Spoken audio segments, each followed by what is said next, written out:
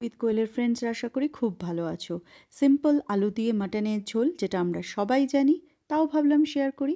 তো মাটনটাকে প্রথমে ভালো করে আমি ম্যারিনেট করেছি। আদা বাটা, রসুন বাটা, ১ চামচের মতন হলুদ গুঁড়ো, ১ চামচ লাল লঙ্কার গুঁড়ো, ১ চামচ জিরে গুঁড়ো, একটু ধনে গুঁড়ো আর পরিমাণ মতো নুন আর ১ চামচ সর্ষের তেল।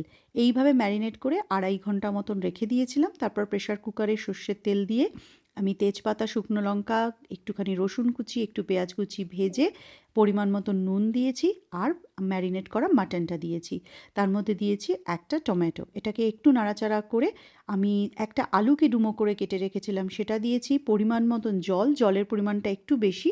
এটা একটু সুপি সুপি খেতে হয়, যেটা ব্রেড দিয়ে খেতেও কিন্তু খুব ভালো লাগে।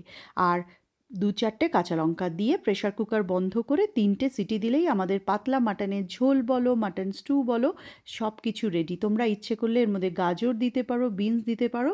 তাতে দেখতেও সুন্দর লাগে আর খেতেও কিন্তু বেশ লাগে। সবাই একবার ট্রাই করতে পারো।